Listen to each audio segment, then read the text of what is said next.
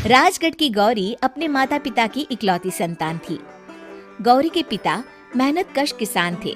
वो सारा दिन खेतों में काम करते। गौरी अपनी माँ का किचन में हाथ बटाती। वो जंगल से लकड़ियाँ बीनती और माँ के चूल्हे में मदद करती। एक दिन वो जंगल में लकड़ी बीनने गई थी कि तभी उसे रोने की आवाज आती है।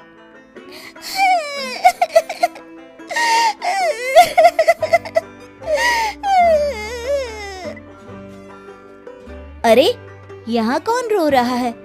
इस जंगल में भला किसी के रोने की आवाज? जरूर कोई जंगल में फंस गया होगा। वो देखती है तो उसे एक परी दिखाई देती है जिसका एक पंख टूटा होता है। अरे, तुम कौन हो और क्यों रो रही हो? मैं परीलोक की रानी हूँ। पृथ्वीलोक में घूमने आई थी, लेकिन देखो ना, मेरे पंख ही टूट गए। अब मैं कैसे उड़ान भरूंगी? अरे, इसे जोड़ना तो आसान है। रुको, मैं अभी जोड़ देती हूँ। ये कहकर गौरी लकड़ी और रस्सी की सहायता से पंखों को जोड़ देती है। परी अपने जुड़े हुए पंखों को देखकर खुश हो जाती है और गौरी को वरदान देती है कि वो पूर्णिमा की रात किसी भी चीज को हाथ लगाएगी तो वो सोने की हो जाएगी। लेकिन गलती से अगर उसने किसी इंसान को छू लिया तो वो अगली पूर्णिमा तक सोने का ही रहेगा। गौरी घर आती है और सारी बात अपने माता पिता को बताती है। गौरी की माँ उसे कहती है, तू भी ना गौरी, सारा दिन परियों की कहानियाँ पढ़कर स्वप्न लोक में ही रहती है।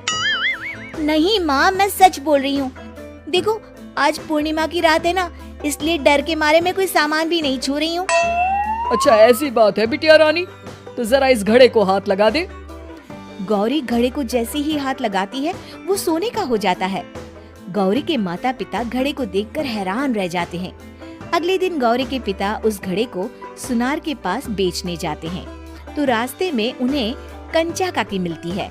वो सोने का घड़ा देखकर गौरी के पिता से पूछती है, अरे गौरी के बापू, ये पीतल तो बड़ा चमक रहा है। अरे काकी, ये पीतल नहीं, सोना है, सोना। बेचने ले जा रहा हूँ। अरे कहीं कोई लॉटरी लग गई है क्या? इतना सोना? गौरी के पिता काकी को गौरी को परी द्वारा दिए वरदान के बारे में बताते हैं। काकी गौरी के पिता की बात सुनकर सोच में पड़ जाती है और फिर अगले दिन काकी गौरी के घर आती हैं। गौरी के बापू, तुम्हारे लिए मैं खुशखबरी लाई हूँ। तभी गौरी की माँ पूछती है, क्या खुशखबरी है काकी? अरे, तुम्हारी बेटी का रिश्ता मैं अपने बेटे से करना चाहती हूँ। अरे, कब तक अपनी सयानी लड़की को घर पर बिठा कर रखोगी? हाँ, देखो काकी, मैं ऐसे ही व्यक्ति से अपनी बेटी की शादी कराऊंगा जो गौरी के वरदान से नहीं, उसके गुणों को समझे। अरे, हमें तो गौरी के गुण अच्छे लगे, इसीलिए तो आ गई हूँ मैं। फिर गौरी के माँ बाप मान जाते हैं और उसकी शादी काकी के बेटे से हो जाती है। अगले दिन, अरे गौरी, कल पूर्णिमा की रात है।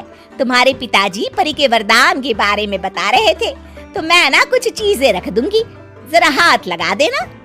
तभी गौरी का पति वहाँ आ जाता है और अपनी माँ से कहता है, माँ, क्या जरूरत है गौरी के वरदान को इस्तेमाल करने की? वैसे भी मेरी मेहनत से घर तो चल ही रहा है ना। और गौरी के पिता ने भी यही कहा था कि वो ऐसे ही व्यक्ति से उनकी बेटी की शादी करेंगे जो गौरी के वरदान से नहीं, उसके गुणों को समझे। अरे बस कर किताबी बातें। तेरे लिए क्या लड़कियों की कमी थी जो मैं ये किसान की बेटी घर ले आती?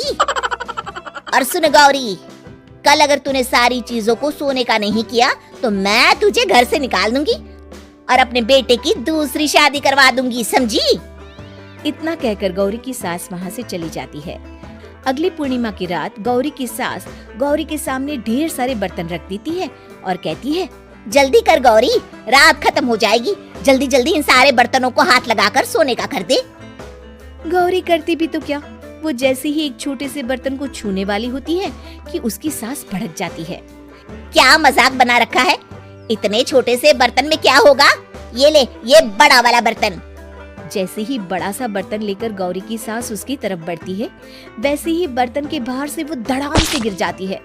सास को गिरा देख गौरी उन्हें संभालने दौड़ती है और वो सास को हाथ लगाकर कहती है, अरे सासू माँ, क्या हो गया आपको? कहीं चोट तो नहीं लगी ना? लेकिन जैसे ही वो हाथ सास से हटाती है तो देखती है कि उसकी सास सोने की हो गई है। गौरी सोनी की सास को देखकर रोने लगती है और अपने पति से कहती है, मुझे परी ने कहा था कि अगर मैं किसी इंसान को हाथ लगाती हूँ तो वो अगली पूर्णिमा तक सोने का ही रहेगा। अब मैं क्या करूँ? अरे करना क्या है, माँ को उठाकर अलमारी में रख दो। और हाँ, लालच का फल बुरा ही होता है। ज्यादा बड़े बर्तन को सोने का बनाने के चक्कर में माँ का ये हाल हुआ है। ये कहकर वो दोनों माँ की तरफ देखने लगते हैं।